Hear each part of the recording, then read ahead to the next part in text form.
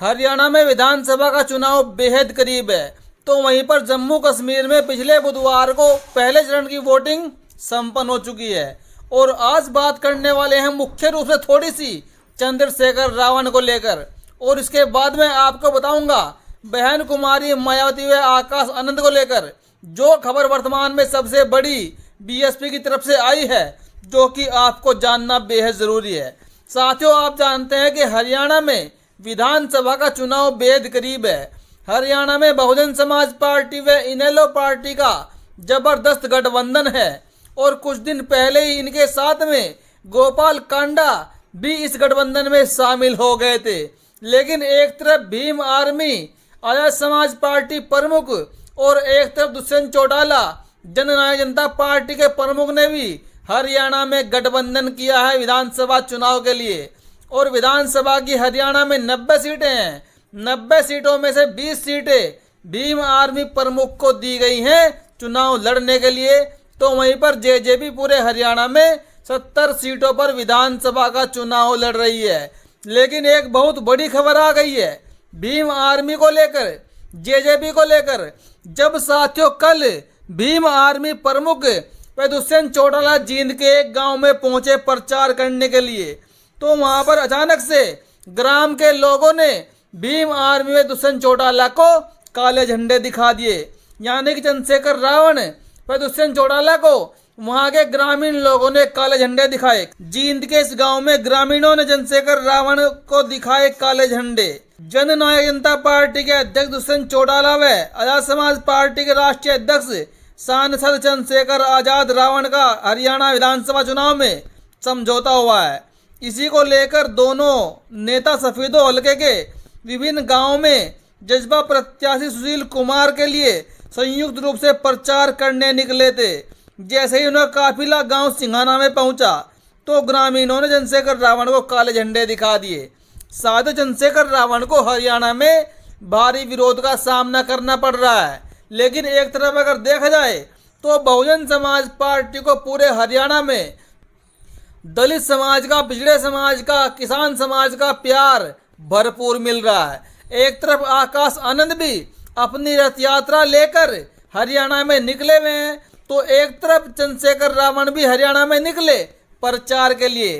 तो चंद्रशेखर रावण को काले झंडे दिखाए गए, लेकिन आकाश आनंद का भव्य स्वागत किया जा रहा है। आप इस वीडियो में देख लीजिए किस तरीके से आकाश आनंद बड़ी बड़ी सभाएं संबोधित कर रहे हैं, और साथ ही साथ सभा समाप्त करने के बाद रात के शाम के समय में आकाश आनंद गांव-गांव जाकर चौपाल लगा रहे हैं। ये बेहद ही रोमांचक खबर है कि एक ही प्रदेश में बहुजन समाज की दो पार्टियां मैदान में हैं, अलग अलग गठबंधन में। एक का स्वागत किया जा रहा है, तो एक का वहीं पर विरोध जबरदस्त तरीके से किया जा रहा है। और एक तरफ जम्मू कश्मीर से समाजवादी पार्टी को लेकर बेहद बुरी खबर आई है। साथियों, 2024 के लोकसभा के चुनाव में समाजवादी पार्टी प्रमुख ने, यानी कि समाजवादी पार्टी ने अच्छा प्रदर्शन किया उत्तर प्रदेश में। इनको लोकसभा की 37 सीटें अपने जीवन में पहली बार मिली है। इससे पहले समाजवादी पार्टी को कभी भी 37 सीटें लोकसभा की नहीं मिली। लेकिन इस बार बड़ा झटका समाजवादी पार्टी को लगा है विधानसभा के चुनाव जम्मू कश्मीर में, क्योंकि जम्मू कश्मीर के लिए चुनाव आयोग ने समाजवादी पार्टी का चुनाव चिन्ह ही बदल डाला। पूरे देश के लोग जानते हैं कि जो समाजवादी पार्टी का चिन्ह है, चुनाव चिन्ह है, वो साइकिल है। लेकिन जम्मू एंड कश्मीर में चुनाव आयोग ने साइकिल को बदलकर समाजवादी पार्टी को लैपटॉप दे दिया कि आपका चुनाव चिन्ह अब लैपटॉप है जम्मू एंड कश्मीर में। दरअसल साथियों, चुनाव आयोग चुनाव चिन्ह को क्यों बदल देता है? क्योंकि साथियों इसमें एक मेन फैक्टर है। अगर देश में कोई राष्ट्रीय पार्टी है और उसका चुनाव चिन्ह कुछ भी है, मान लीजिए बहुजन समाज पार्टी है, बहुजन समाज पार्टी राष्ट्रीय पार्टी है, उनका चुनाव चिन्ह हाथी है, तो चुनाव आयोग राष्ट्रीय पार्टी का चुनाव चिन्ह किसी भी लेवल पर नहीं चेंज कर सकता, नहीं बदल सकता। लेकिन जो क्षेत्रीय पार्टी हैं उनका चुनाव चिन्ह चुनाव आयोग दूसरे राज्य में अगर वो चुनाव लड़ती है तो वो अपने मन मर्जी के अनुसार बदल सकता है। ये साथियों अंतर है राष्ट्रीय पार्टी और क्षेत्रीय पार्टी में। लेकिन इसका नुकसान समाजवादी पार्टी को देखना पड़ेगा। समाजवादी पार्टी ने जम्मू एंड कश्मीर में कांग्रेस से कोई गठबंधन नहीं किया, या फिर ये कहे कि कांग्रेस ने समाजवादी पार्टी को अपने गठबंधन में नहीं लिया। तो वहीं पर समाजवादी पार्टी के 5 उम्मीदवार जम्मू में लड़ रहे हैं, तो वहीं पर 20 उम्मीदवार समाजवादी पार्टी के कश्मीर में लड़ रहे हैं। जो इंडिया वाला गठबंधन है वो जम्मू कश्मीर में तार तार होता दिखा। एक तरफ हरियाणा में भी इंडिया वाला गठबंधन तार तार होता हुआ दिखाई दिया है। और एक तरफ साथियों कल बहन कुमारी मायावती जी ने उत्तर प्रदेश को लेकर बड़ी बैठक की है। बड़ी बैठक साथियों, आप जानते हैं कि उत्तर प्रदेश में 10 विधानसभा की सीटों पर उपचुनाव होना है, और इसी को लेकर मायावती जी ने विधानसभा चुनाव को लेकर बड़ी बैठक लखनऊ में बुलाई। और बहन कुमारी मायावती ने खुला आदेश दे दिया कि आपको ऐसे ऐसे काम करना है, आप खबर को पढ़ लीजिए। बहुजन समाज पार्टी की मुखिया का बीएसपी के नेताओं कार्यकर्ताओं को मिला नया फरमान। बीजेपी से नाराजगी का उपचुनाव में फायदा उठाएगी बसपा। मायावती ने पहले ही खोल दिए पत्ते।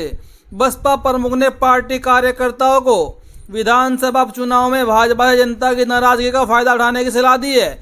उन्होंने कहा कि सरकार के कागजी वादों और दावों से जनता का जीवन त्रस्त है, जिसका जमीनी राजनीतिक लाभ लेने की जरूरत है।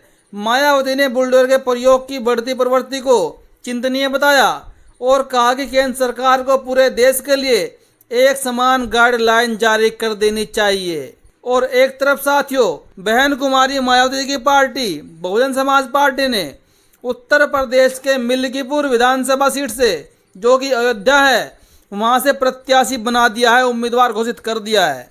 खबर को पढ़िए।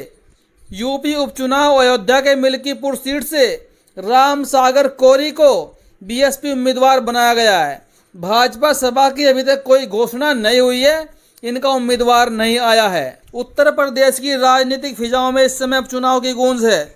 लोकसभा चुनाव को हुए 3 महीने से ज्यादा का समय बीत चुका है और अब सबकी निगाहें उत्तर प्रदेश की 10 विधानसभा सीटों पर होने वाले उपचुनाव पर टिकी जा रही हैं। इस बीच अयोध्या के मिल्कीपुर विधानसभा क्षेत्र से बहुजन समाज पार्टी ने अपना उम्मीदवार घोषित कर दिया है। हालांकि समाजवादी पार्टी और भाजपा ने अभी तक अपना उम्मीदवार घोषित नहीं किया। बीएसपी की ओर से राम सागर कोरी एक बार फिर मिल्कीपुर से उम्मीदवार होंगे। 2022 के चुनाव में वह तीसरे नंबर पर थे, उन्हें लगभग 40,000 वोट मिले थे।